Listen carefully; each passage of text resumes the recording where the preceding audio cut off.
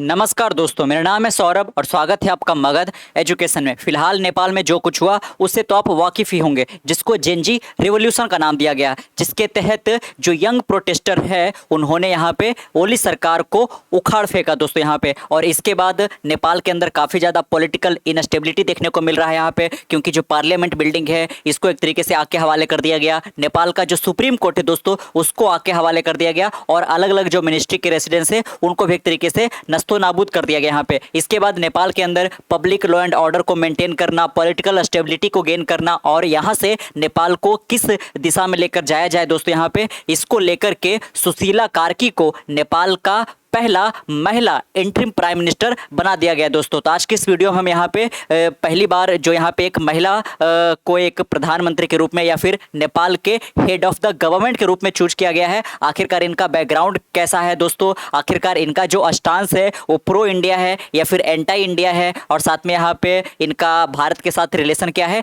ये सब तमाम बातों पर यहाँ पे ध्यान देंगे। लेकिन आपको ध्यान रखना है कि इनको इंटरिम प्राइम मिनिस्टर बनाया गया है, और ऑब्वियस हिस्सा है यहाँ पे, क्योंकि अभी नेपाल के अंदर किसी प्रकार का कोई इलेक्शन तो अभी हुआ नहीं। ये जो देखने को मिला पूरा ये जो एपिसोड यहाँ पे, तो बाकायदा यहाँ पे जो जिस कंसेंसस पे इनको चूज किया गया है उसको लेकर भी काफ़ी ज़्यादा डायलेमा देखने को मिल रहा है यहाँ पे, कि कैसे एक लेडी को एक इंटरिम प्राइम मिनिस्टर चूज कर लिया गया, जबकि इनका कोई पॉलिटिकल बैकग्राउंड नहीं है दोस्तों। यहाँ पे हम जानेंगे यहाँ पे कि जो सुशीला कार्की है दोस्तों, नेपाल में वैसे तो काफ़ी ज़्यादा फेमस, यहाँ पे एक ऑथर होने के साथ साथ नेपाल की पहली बाकायदा जो सुप्रीम कोर्ट की चीफ जस्टिस है दोस्तों, उनके पद पर इनको चूज किया गया था यहाँ पे। तो वैसे भी इनका एक तरीके से कह लीजिए कि जो एक तरीके से इतिहास है या फिर नेपाल के अंदर इनकी जो प्रसिद्धि है दोस्तों वो काफ़ी रहा है यहाँ पे। और सबसे अहम जो बात है यहाँ पे, इनका इंडिया के साथ भी डायरेक्ट रिलेशन देखने को मिलता है यहाँ पे। तो बाकायदा हम यहाँ पे देखेंगे, जैसा कि आप देख सकते हो, who is Sushila Karki Nepal new prime minister with in India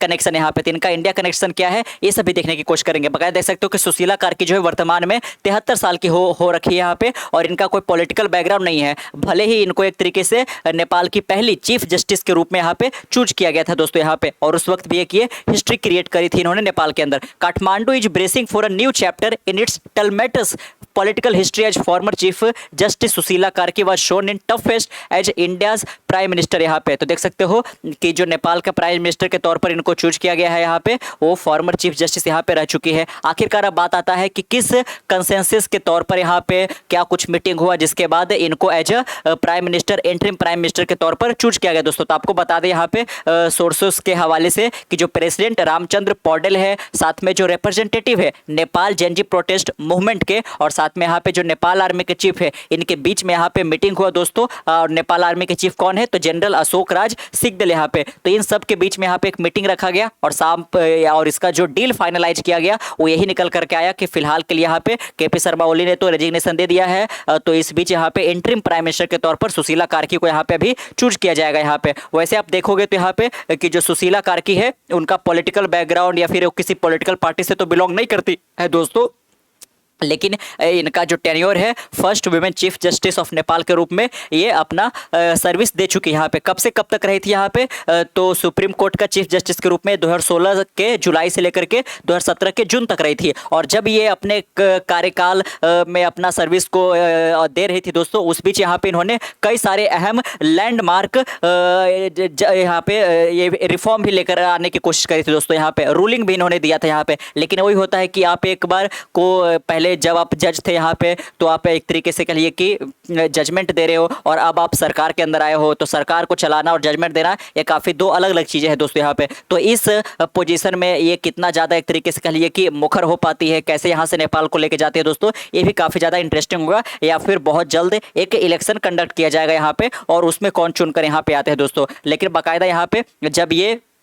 रही थी सुप्रीम कोर्ट की जो वुमेन चीफ जस्टिस दोस्तों, तो उस वक्त यहाँ पे देख सकते हो उन्होंने एक पॉलिसी लाया था, zero tolerance towards corruption, a stance that earned her both admiration and opposition. यहाँ पे तो पॉलिटिकल पार्टी को तो ये बिल्कुल भी पसंद नहीं आ रहे थे, क्योंकि ये करप्शन के अगेंस्ट जीरो टॉलरेंस की बात करती थी यहाँ पे। और किसी भी पॉलिटिकल पार्टी से इनका कनेक्शन ऐसा होता हुआ दिख नहीं रहा था यहाँ पे, ना लेफ्ट ना राइट यहाँ पे, और ना तो प्रचंडा के साथ इनका कोई कनेक्शन था, ना तो ओली के साथ यहाँ पे। और इन्होंने कई सारे ऐसे लैंडमार्क रूलिंग दिया दोस्तों यहाँ पे, और सरकार काफी ज्यादा इनसे चिढ़ी हुई भी थी यहाँ पे। लेकिन लोगों के बीच में काफी ज्यादा फेमस यहाँ पे होती हुई दिख रही थी, क्योंकि करप्शन ही मेन मुद्दा रहा, जिसके वजह से ये जेनजी रेवोल्यूशन या जेनजी प्रोटेस्ट भारी एक विशाल मात्रा में देखने को मिला यहाँ पे। Her reputation as an upright jurist has, jurist किसको बोलते हैं कि एक सुप्रीम कोर्ट के चीफ जस्टिस, इसलिए यहाँ पे ज्यूरिस्ट बोला जा रहा है, has propelled her into the political spotlight at a time when Nepal is conversely by mass protest against corruption and misrule. यहाँ पे जिस प्रकार का मिसरूल देखने को मिला है करंट ओली गवर्नमेंट के द्वारा, और जो करप्शन यहाँ पे काफी ज्यादा था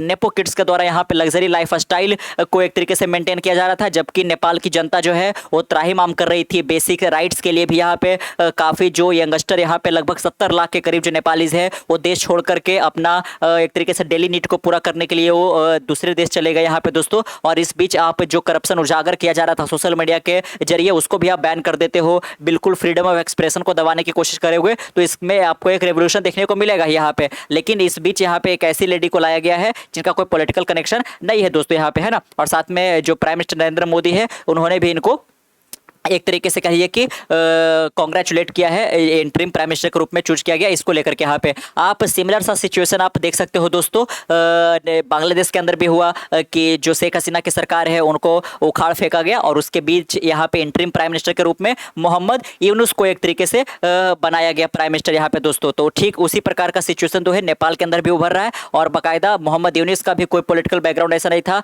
एक नोबेल लॉरेट जरूर थे यहाँ पे, लेकिन इनको बुलाया जाता है, ये अमेरिका से यहाँ पे आते है बांग्लादेश के अंदर, और बाकायदा यहाँ पे इनको इंटरिम गवर्नमेंट चलाने के लिए दिया जाता है यहाँ पे। तो उसी बीच यहाँ पे देख सकते हो कोई ऐसा कुछ सिनेरियो जो है वो नेपाल के अंदर भी दिख रहा है यहाँ पे। Born the eldest of 7 children in a farming family in 1952, यहाँ पे आप देख सकते हो कि सुशीला कार्की का जन्म जो है ईस्टर्न नेपाल में हुआ 1952 में, और एक फार्मिंग फैमिली के यहाँ हुआ दोस्तों। यहाँ पे टोटल 7 इनके जो सिबलिंग्स यहाँ पे थे, और साथ में देख सकते हो यहाँ पे her family had close ties with Bishweshwar Prasad Koirala, Nepal first democratically elected prime minister in 1959। यहाँ पे तो डेमोक्रेटिकली जो इलेक्शन हुआ था 1959 में, विश्वेश्वर प्रसाद जो कोइराला थे यहाँ पे, उनसे इनका फैमिली का क्लोज रिलेशन जरूर रहा है यहाँ पे। Mrs Karki completed her bachelor, देख सकते हो जैसा कि हमने शुरू में ही बात किया था कि इनका इंडिया कनेक्शन काफी ज्यादा है, तो बाकायदा इन्होंने जो अपना bachelor of arts degree gain किया दोस्तों, वो कहाँ से किया इन्होंने दोस्तों,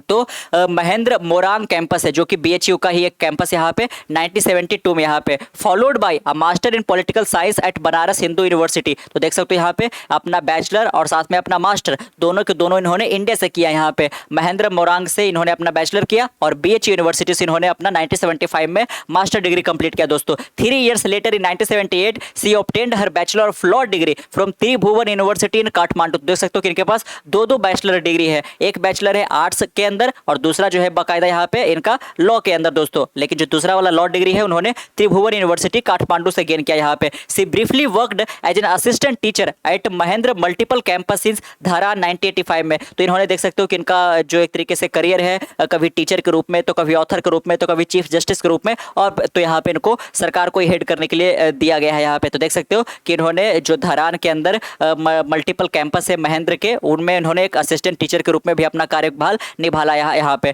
while also establishing herself in legal practice, चूंकि इन्होंने लॉ वगैरह किया है तो लीगल प्रैक्टिस जो है विराटनगर वहां पे 1979 से एक्टिव रही, और आगे चल करके इनको एक तरीके से चीफ जस्टिस भी बनाया गया यहाँ पे। इनका जुडिशरी के अंदर जो एक तरीके से राइज देखने को मिला वो 2009 से स्टार्ट हुआ, जब इनको अपॉइंट किया गया एक टेम्पररी जज के तौर पर नेपाल के सुप्रीम कोर्ट में। यहाँ पे 2009 में आपको ध्यान रखना है कि सुप्रीम कोर्ट में एक जज के रूप में इनको 2009 में चुना गया था, और आखिरकार 2023 में जाकर के दोस्तों इनको चीफ जस्टिस भी चूज किया जाता है 2016 के अंदर। A year later she was confirmed as a permanent जज। तो 2009 में इनको एक टेम्पररी जज के तौर पर नियुक्त किया जाता है, और 1 साल बाद यहाँ पे दोस्तों उनको एक परमानेंट जज के तौर पर भी चुन लिया जाता है, और जुलाई 2016 में तो उनको एक तरीके से कहिए कि चीफ जस्टिस के पद पर भी बैठाया जाता है। In April 2017 law maker from then ruling Nepali, उस वक्त जो नेपाल को रूल कर रहे थे कांग्रेस और सीपीएन लीडर जो माओइस्ट सेंट्रिस्ट यहाँ पे, उन्होंने एक इम्पीचमेंट इमोशन भी लाने की कोशिश करी थी, इन पर महाभियोग चलाने की भी कोशिश करी थी, क्योंकि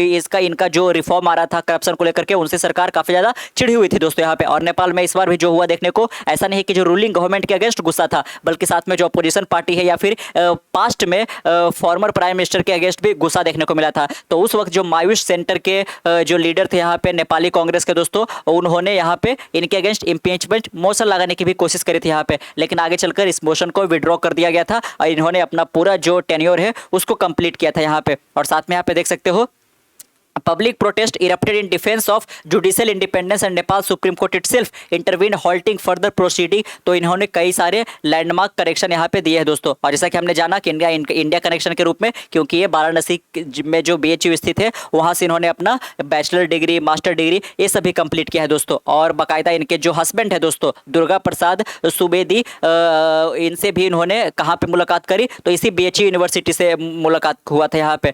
mister Subedi was a youth leader of the Nepali Congress and played a central role in a dramatic episode, the hijacking of domestic Nepal airline flight on June 10, 1973। यहाँ पे तो देख सकते हो कि इनके हस्बैंड का भी रोल काफ़ी ज़्यादा इंपॉर्टेंट यहाँ पे है। और साथ में इंडिया कनेक्शन भी यहाँ पे देखने को मिलता है। अगर जो आपको हम विकिपीडिया से थोड़ा इनके बारे में जानकारी बताएं तो देख सकते हो यहाँ पे ये एक नेपाली ज्यूरिस्ट रही है 2016 से 2017 तक यहाँ पे, और साथ में अब जो है एक करंट इंटरिम प्राइम मिनिस्टर के रूप में अब ये सर्व कर रही है दोस्तों। कल ही के दिन इनको एक तरीके से नियुक्त किया गया यहाँ पे। और जेनजी प्रोटेस्ट या फिर जेनजी के बीच में काफ़ी ज़्यादा फेमस भी रही यहाँ पे, क्योंकि इन्होंने जिस प्रकार का लैंडमार्क रूलिंग दिया था नेपाल गवर्नमेंट के अगेंस्ट यहाँ पे। और साथ में देख सकते हो यहाँ पे इनका इंडिया कनेक्शन तो आपने जाना ही।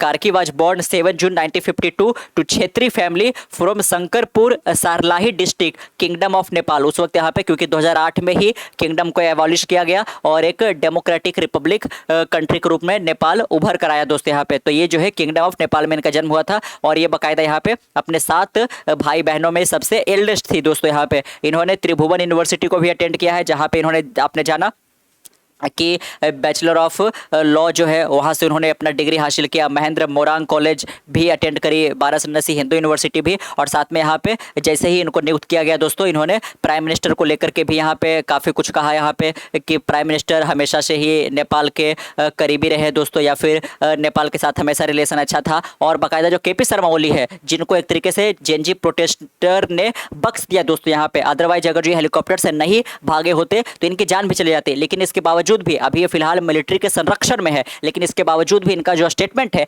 एंटी इंडिया वो भी एक तरीके से खत्म होने का नाम नहीं ले रहा है। बाकायदा यहाँ पे उनके द्वारा बोला जा रहा है कि इसमें जो है इंडिया का ही मिली भगत है, इंडिया ने ही नेपाल के अंदर ऐसा कुछ कराने की कोशिश करी, मेरे अगेंस्ट षड्यंत्र रचने का कोशिश किया। अगर जो मैंने ये नहीं बोला होता कि जो श्री राम है वो नेपाल में उनका जन्म हुआ था ना कि अयोध्या में हुआ, तो फिर ऐसा कुछ नहीं देखने को मिलता। और जो लिपू लेक को लेकर के हो रहा था, जो रिवर का वाटर है दोस्तों, उसको लेकर भी उन्होंने जो मुद्दा उठाया उसके वजह से ऐसा देखने को मिला। अदरवाइज ये रूलिंग में बने होते, लेकिन ऐसा कुछ भी नहीं है।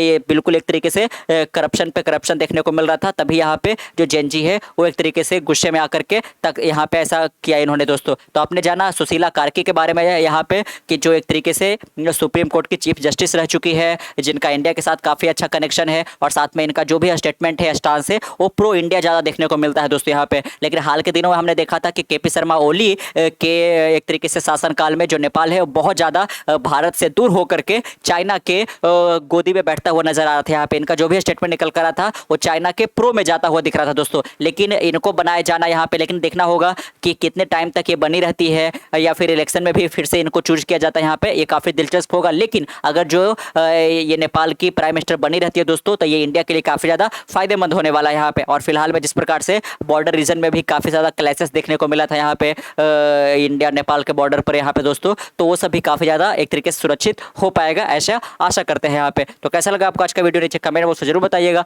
मिलते हैं एक नए वीडियो के साथ, तब तक के लिए keep learning keep growing. This is Saurabh signing off see next one. Bye bye.